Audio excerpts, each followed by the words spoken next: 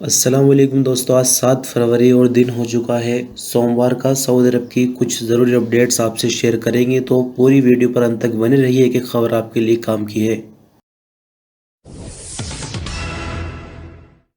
Saudi ministry of human resources और general organization for social insurance ने वर्करों की सैलरी टाइम से दिलवाने के लिए एक मुहिम शुरू की है। सऊदी अरब की एक मशहूर मैगजीन सैयदती के मुताबिक इस मुहिम का नाम मदद रखा गया है। तो मदद मुहिम में कई तरह के सरकारी विभाग मिलकर काम कर रहे हैं और इसमें खासकर कुछ पॉइंट्स उठाए जा रहे हैं, जैसे कि अजनबी वर्कर जो कि प्राइवेट सेक्टर में काम करते हैं, जो भी उनके राइट्स हैं उनको टाइम पर दिलवाना। साथ ही सऊदेशन को लेकर जो प्रॉब्लम चल रही है मार्केटों के अंदर, उसको भी ठीक करना है। साथ ही जो इलीगल तरह से कारोबार करते हैं सऊदियों के नाम पर अजनबी, उनकी भी जांच पड़ताल करके उसको ठीक करना है। यानी लेबर मार्केट को लेकर जितनी भी तरह की कुछ प्रॉब्लम्स चल रही है उनका हल निकालने के लिए इस मुहिम को जिम्मेदारी दी गई है। तो मिनिस्ट्री ऑफ ह्यूमन रिसोर्सेज की तरफ से इस तरह की मुहिम पहले भी चलाई जा चुकी है, लेकिन इस बार एक नया एडिशन जारी किया गया है जिसका नाम मदद रखा गया है। ये हमने समरी में कुछ चीजें आपको बताई, अब देखते हैं कि धरातल पर मदद मुहिम कितनी ज्यादा कामयाब होती है।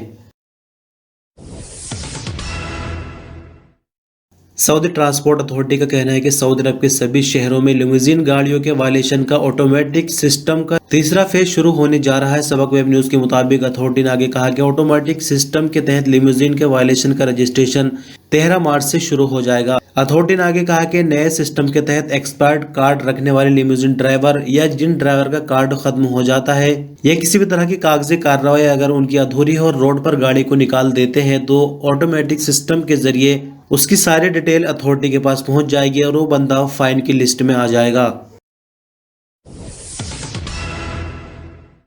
सऊदी अरब की general authority for civil aviation ने हवाई पैसेंजर्स के लिए सफर में बदलाव करने का ऐलान किया है। सबक वेब न्यूज के मुताबिक विभाग ने कहा कि सभी हवाई अड्डों और हवाई कंपनियों को नई गाइडलाइन से आगाह कर दिया गया है। विभाग ने आगे कहा कि सऊदी अरब से बाहर जाने वाले वो सभी सऊदी पैसेंजर जिन्होंने वैक्सीन की दूसरी डोज ली है और उनको 3 महीने बीत गए हैं, उनके लिए बूस्टर डोज लेना जरूरी है। अगर बूस्टर डोज नहीं ली है तो उनको सफर नहीं करने दिया जाएगा। इससे 16 साल से कम उम्र के बच्चों को छूट मिलेगी या फिर उन लोगों को छूट मिलेगी जिन्हें पहले से ही तवक्कल एप्लीकेशन में छूट दी गई है। विभाग ने आगे कहा कि वो सभी पैसेंजर जो सऊदी अरब आ रहे हैं, चाहे वो अजनबी हो या फिर गैर मुल्की यानी खारजी वर्कर हो, और तवक्कल में उनका स्टेटस जो भी हो, लेकिन उनके लिए पीसीआर का टेस्ट हर हाल में ज़रूरी होगा।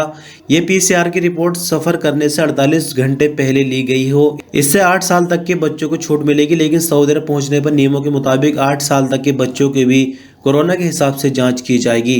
यानी इस खबर के हिसाब से आपको बता दें कि 9 तारीख से जो नए नियम लागू हो रहे हैं उनमें सिर्फ अजनबी वर्करों को इस बात का ख्याल रखना होगा कि अगर वो सऊदी अरब आते हैं तो उनको पीसीआर की जो रिपोर्ट होगी वो 48 घंटे के अंदर वाली अब दिखानी होगी।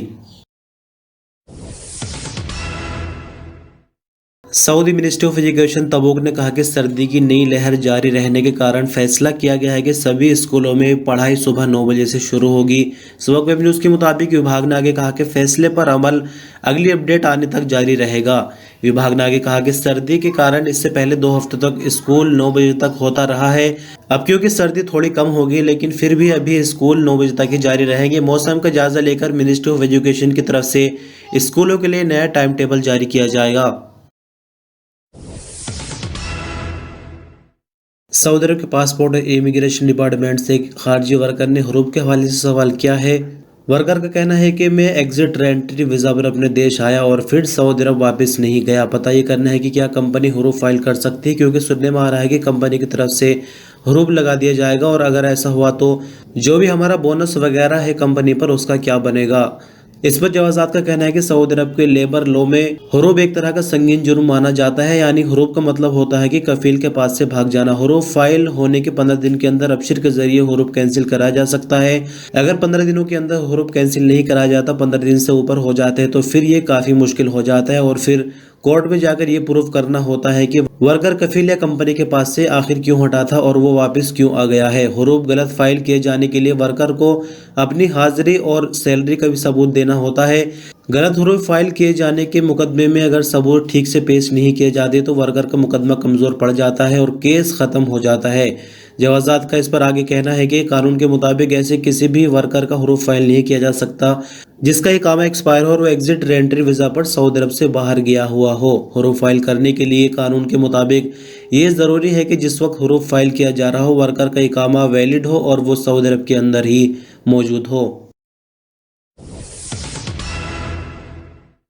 सऊदी अरब में इतवार की शाम में कोविड-19 की रिपोर्ट के मुताबिक नए मामले 3,260 रिकॉर्ड आए, नई रिकवरी 3,878, एक नई मौत की खबर है। टोटल एक्टिव मामलों में से क्रिटिकल केसेस 1,087 है।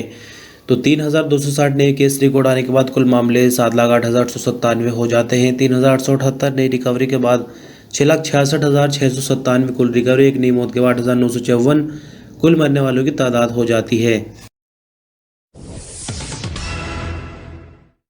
सऊदी अरब के शहर जद्दा में एक सऊदी ने अपने हमवतन यानी दूसरे सऊदी के कत्ल का इल्ज़ाम साबित हो जाने पर इतवार को उसको सजाए मौत दे दी गई।